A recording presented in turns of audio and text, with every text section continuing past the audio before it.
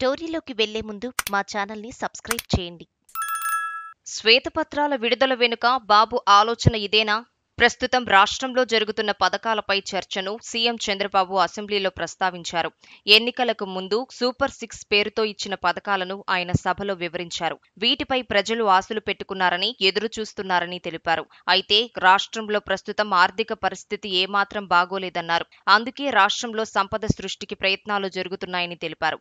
ఎన్నికలకు ముందు ఇచ్చిన హామీని అమలు చేయాల్సిన బాధ్యత తమపై ఉందని అంగీకరించారు. అయితే అన్నీ చేయాలని ఉన్నా ఇప్పటికిప్పుడు చేసేందుకు అవకాశం లేదని చంద్రబాబు చెప్పారు. అందుకే కొన్నేళ్ల పాటు వెయిట్ చేయాలని పరోక్షంగా చెప్పారు. దీనికి సంబంధించి ప్రజల్లో ఎలాంటి ఆవేదన పెరగకుండా చూసే బాధ్యత మంత్రులు, ఎమ్మెల్యేలు తీసుకోవాలని చంద్రబాబు సూచించారు. వారు ప్రజల్లోకి వెళ్లి చైతన్యపరచాలని కోరారు. వైసీపీ హయాంలో రాష్ట్రం ఎలా దిగజారిపోయిందో వివరించాలన్నారు. ప్రతి ఒక్కరూ ఎలా దోచుకున్నారో లెక్కలతో సహా అందుకే చెప్పామన్నారు. ఏ రంగాలు ఎంతగా నష్టపోయాయో కూడా వివరించాలని చంద్రబాబు సూచించారు.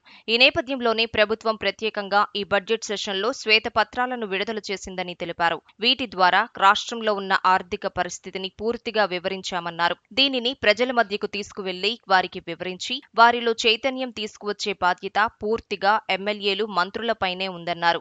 ఈ శ్వేతపత్రాలపై మీరు కూడా అధ్యయనం చేయాలని మంత్రులకు, ఎమ్మెల్యేలకు చంద్రబాబు సూచించారు. వీటిని ప్రజల్లోనూ చర్చకు పెట్టాలని, రాష్ట్రాన్ని గత పాలకులు ఎలా ధ్వంసం చేశారో వారికి వివరించాలన్నారు. 2019లోనూ తమ ప్రభుత్వమే వచ్చి ఉంటే రాష్ట్రానికి ఈ పరిస్థితి ఉండేది కాదని చంద్రబాబు చెప్పారు. ప్రభుత్వాలు మారటం తప్పు కాదని, కానీ దుర్మార్గులు, నేరస్తుల చేతిలోకి వెళ్లకూడదనేది తన ఉద్దేశ్యమన్నారు. తెలంగాణలో ఈ పరిస్థితి లేదన్నారు.